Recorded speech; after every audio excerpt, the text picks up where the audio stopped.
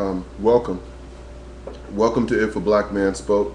I am Ifablack. Mr. Man Spoke. How are you today? And happy Father's Day. In fact, the topic of today's YouTube for me is actually on Black fatherhood. So happy Father's Day to everyone. Fathers are not, children especially. Happy Father's Day. Oh, let me not scare y'all. Is that more civilized for you? You know, I took a quick break. I'm actually about to go pick up my daughter today in a few minutes, and you know, I left work early. I always leave work early on the days that I, you know, need to see my children. The times that I've been allowed to see my children. That's amazing. Here's the deal.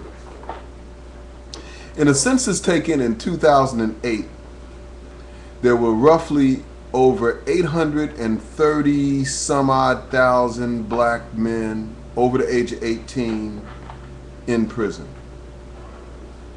That's not counting the number that were on parole, and that's not counting the number of their children as a result of their situation being in the system, juvenile system, child support system, court system. Now, the interesting thing about that number is that in 1850, which was the height of slavery as far as the population of slaves in America go, I think, and you know, you guys can go look this up yourselves, you know, to just, you know, kind of get an idea of where I got this information. It's on the internet. I think there were roughly 3.5 million black people in America in 1850. No, let me digress. I think there were roughly close to 7 million black people in America in 1850, and 3.5 million of those were enslaved, that lived in the slave states in the South. So first, that tells you that half of the black people in America in 1850 were not slaves. But half were slaves. And at that time, that was the height of the number of slaves in America, 3.5 million. And there were roughly 1 million males over the age of 18 that were in slavery. Basically the same number that were incarcerated as of the census in 2008. Isn't that interesting?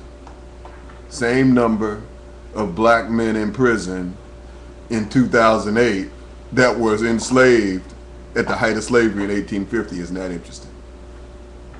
We all know that this system is intended to, and it was always intended for us as black people, to control the men and the children.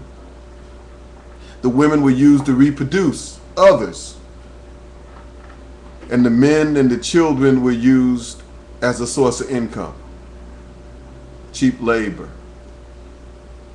and the reproduction of other cheap labor. So where am I going with this on Father's Day?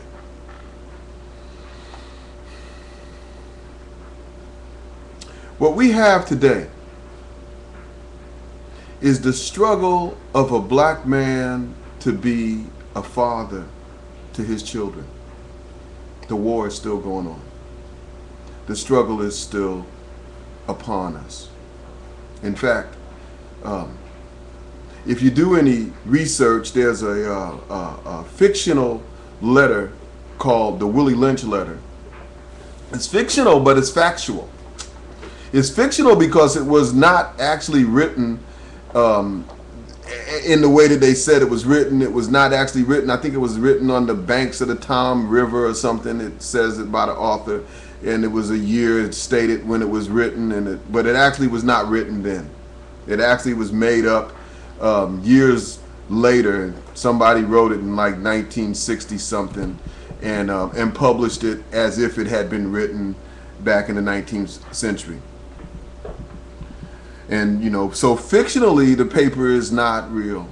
But if you ever get a chance, Google search Willie Lynch letter.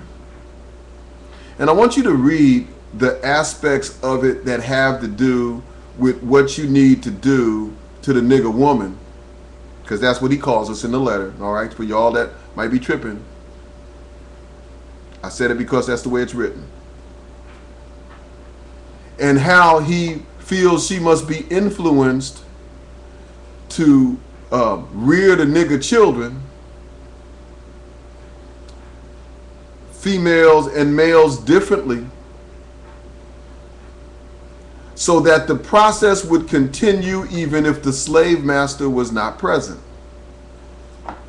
That's why I say, you know, the paper is fictional, but the reality is factual, because what we have here now in this 21st century, in the 20th century, and even at my birth, I remember, how much time do I have on my YouTube? I got a couple more minutes. I can tell y'all this story real quick. I grew up in New Jersey, and for those of y'all that don't know, I'm Ifablack, Man Spoke. I'm a host of a talk radio show in Memphis. My website is www.ifablackmanspoke.com. My Facebook page is Ifablack Man Spoke. You can call me Ifablack, or you can call me Mr. Man Spoke.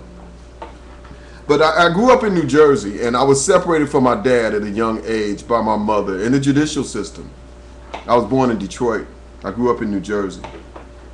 And so I didn't get to really have time with my dad during the years that the system and my mother were able to, and her family were able to control the contact that I had with my own father.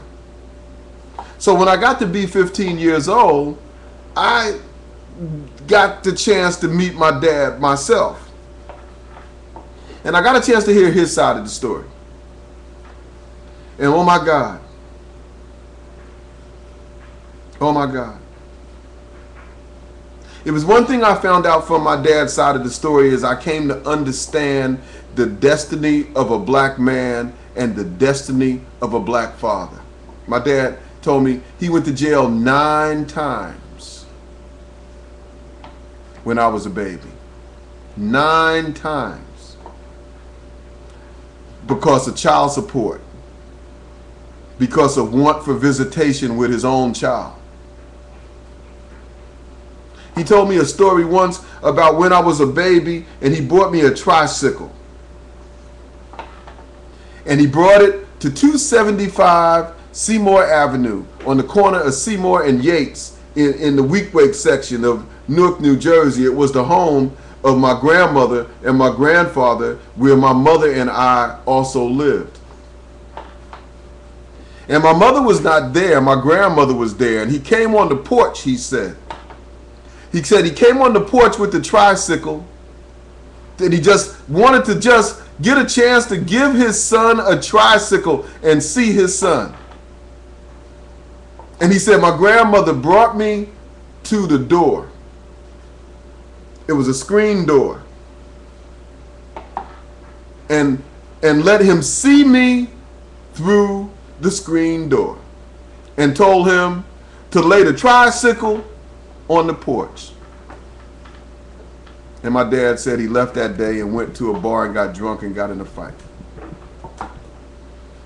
And I heard that, and I heard that story, and I came to understand then that my dad loved me. I came to understand then that it was a struggle for him. I came to understand then that it hurt him, that it pained him, that it caused him anguish to be separated from me. But what I really, really, really came to begin to understand was that it was the system and my mother, who I love.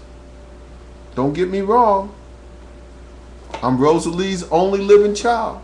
Love my mother to the bottom of my heart. Come by my house, I'll make you some Rosalie's potato salad quick and in a hurry.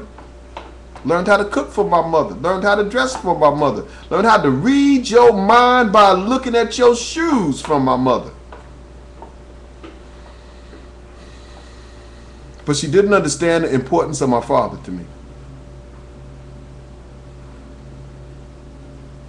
And I didn't really understand how much my father loved me until I had the opportunity to meeting myself. In fact, to be really honest with you, I really didn't understand the situation that my dad was in until I became a father myself. Until I got into a situation where my children were being separated from me.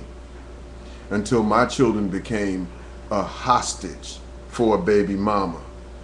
Until my children became a means of support, financial support. How the heck? I said heck because I want more people to be able to listen to my YouTube. But how the heck can you tell somebody in a courtroom that he is totally responsible for the welfare of a child's health, clothes, shelter, food, everything that it takes to live, but then have someone who is unable to take care of those things, which is usually the mother,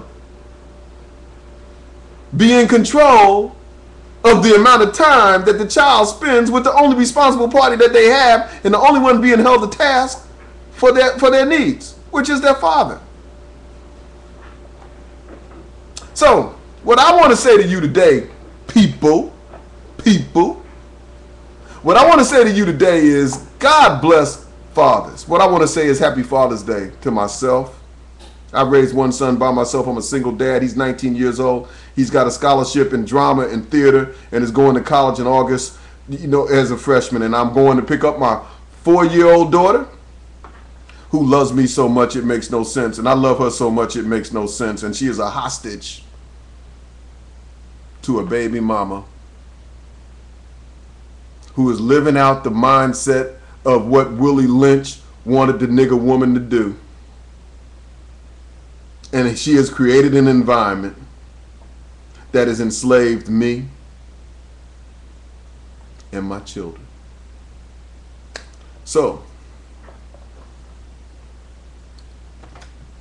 Master then became a black woman. It was always intended. The children and the black man are still under attack. Nothing ain't changed. But I tell you that it is not going to always remain this way. Right now, how many minutes do I have? I got a couple of minutes to tell you all this. Right now, there is a growing number of single fathers growing faster than the number of single mothers. It is predicted that by the year 2012 or 2014, for the first time in American history, there will be more children in the homes of single fathers than there will be single mothers. We have more men standing up today, taking their children, yanking them back, pulling them out of this system, beating back baby mamas and they extensions and fake nails, and taking their children and loving them and raising them well. It's been proven that these children do better in society, do better at school. They don't get on poles, and they have belts on their pants, and they are up. So I say Happy Father's Day to everybody that's a father. Black man, white man, yellow man, brown man, ain't no green man. If he is, I ain't want to see him. He's sick. But Happy Father's Day to everybody out there. God bless us all. God bless us all. And I say to those of you that don't know what your struggle is all about, you better get with it. You got to get with it, man. Don't do what's been done. Don't accept the norm. You better get with it, man. Snatch your children back. They belong to you. It's ordained by God. You are their father. So today, I say, you need to see that. Happy Father's Day. God bless you all. I am Ifablack. Man spoke.